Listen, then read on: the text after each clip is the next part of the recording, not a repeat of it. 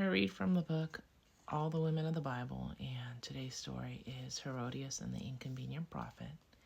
As always, there is a timestamp on the screen, so you know how long the video is. It's meant to be like a bedtime story or to help you relax.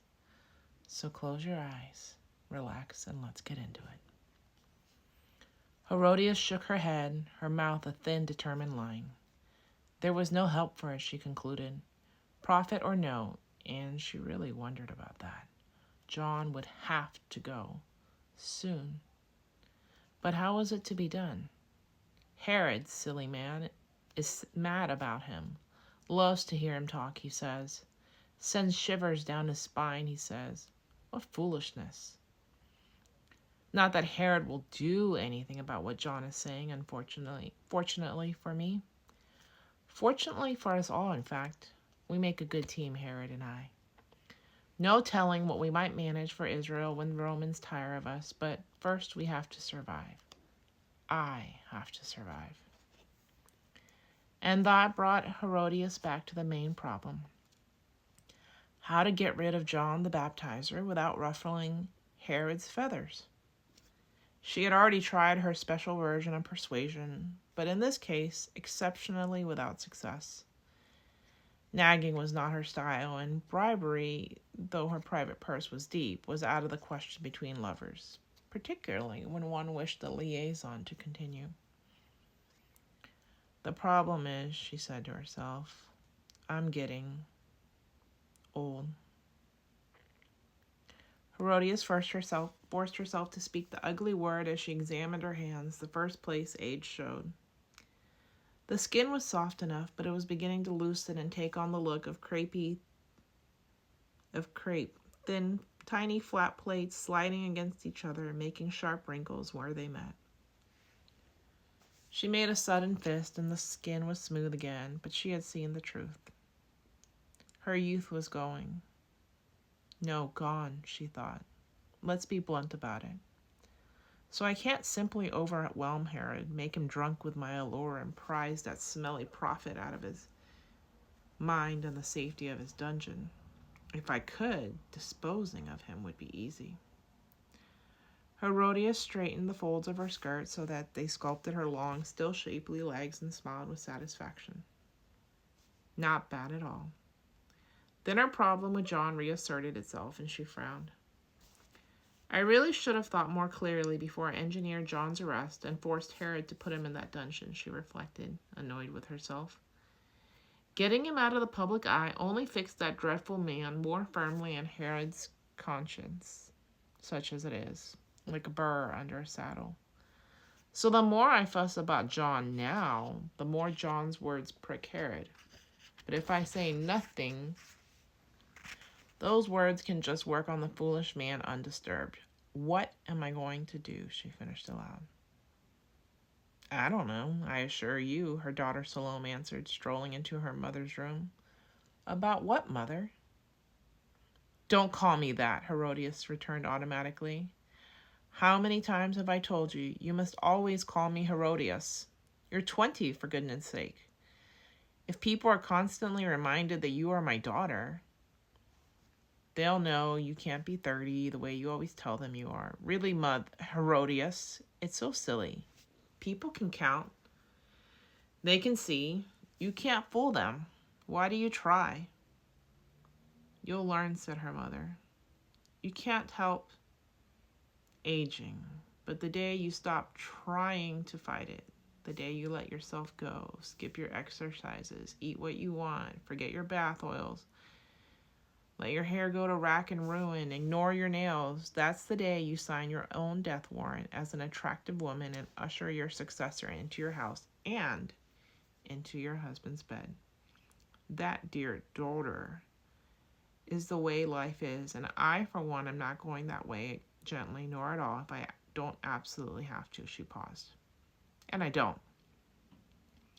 Lover's bed, said Salome, leaning against the back of her mother's couch and examining her rings, turning her hands so that the jewels could catch the light. Herod is not your husband. Philip, my father, is. Lover's bed. Herodias, her own hands forming reflexive fists, drew in a deep breath.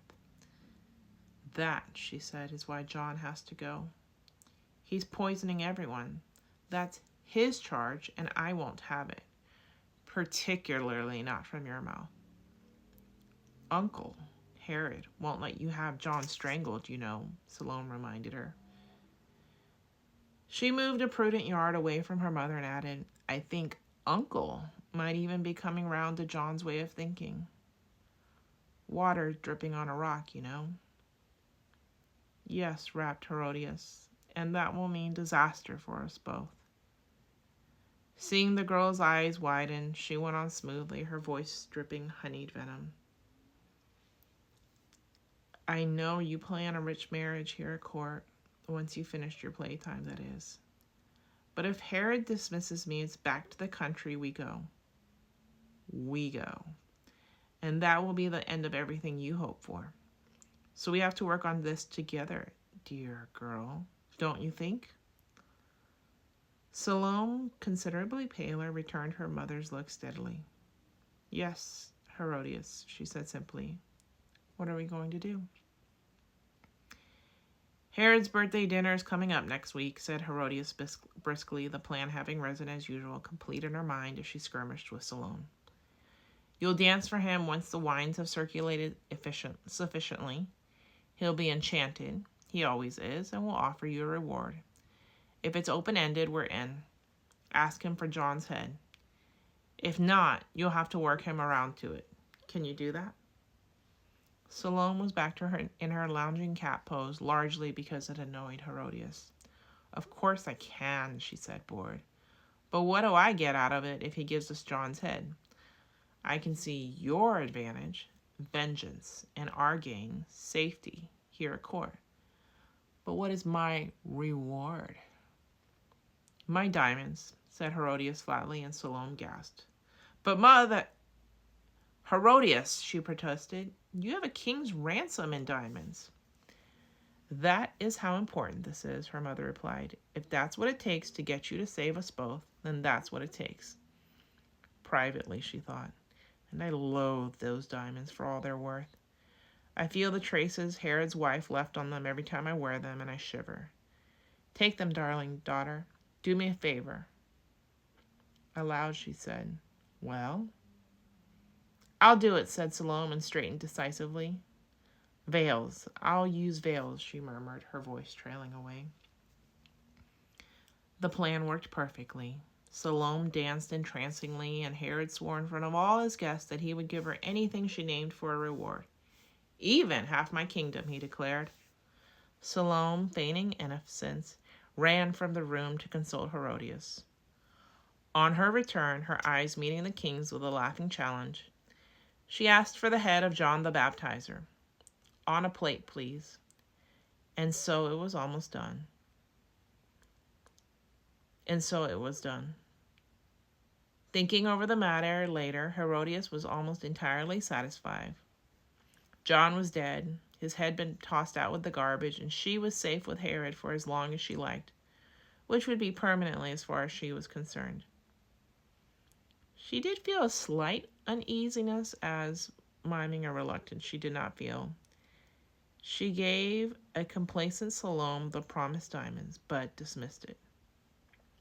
What could she possibly do to harm me, she thought, and got no answer. I hope you've enjoyed this reading, and please follow for more, and as ever, and as always, I am so glad you exist. I am proud of you, and I love you. And I hope you never ever forget that somebody smiled today because of you. Because you are enough. You matter, you are worthy, and you are perfect. You always have been. You always will be.